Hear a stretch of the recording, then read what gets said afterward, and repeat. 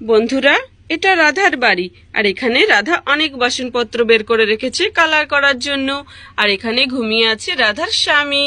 আর এখানে শুয়ে আছে রাধা এবং গুড্ডু। তাহলে চলো দেখিনি আজকের গল্পে কি হয়। তখনই আমাদের গুড্ডু সোনা ঘুম থেকে উঠে পড়ে আর উঠে কোথায় একটা যেতে থাকে।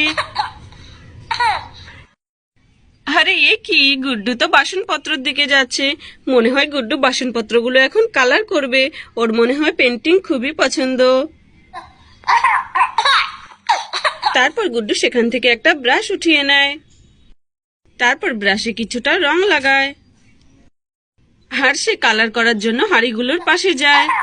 তখনই গুড্ডু পা পিছলে পড়ে যায়। এ কি, গুড্ডু তো দেখছি রাধার প্রিয় হাঁড়িটাই ভেঙে ফেলেছে। এ বাবা, এবার কি হবে? আর গুড্ডু তখন খুব ভয় পেয়ে যায় এবং কান্না করতে থাকে।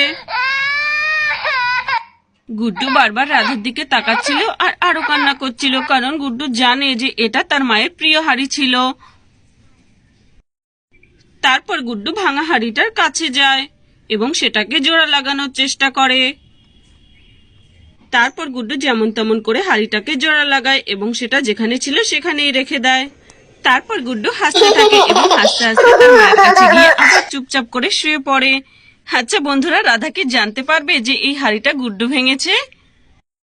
তারপর গুড্ডু আবার আগের মতো গিয়ে শুয়ে পড়ে আর এমন ভাব করে যেন কিছুই হয়নি। আরে, এটা কিসের এত জোরে শব্দ হলো? মনে হলো কিছু পড়ে গিয়ে ভাঙলো।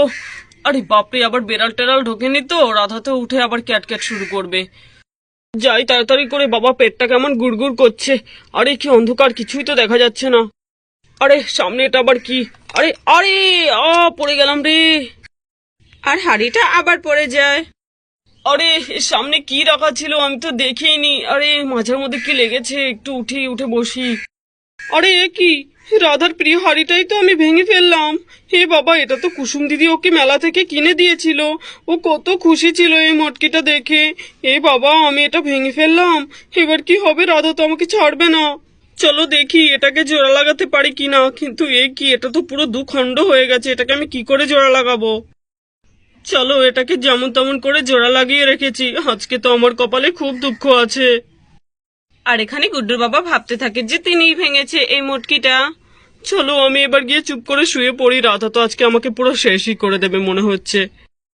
তারপর গুড্ডুর বাবা আবার তাড়াতাড়ি করে শুয়ে পড়ে। হে মা তারা, তুমি আমাকে আজকে রক্ষা করো। আমি ভাঙিনি, আমি তাড়াতাড়ি ঘুমিয়ে পড়ি বাবা। আর এখানে সকাল সকাল কুসুম আর প্রিয়াও চলে আসে রাধার বাড়িতে বাসন কালার করার জন্য। আসো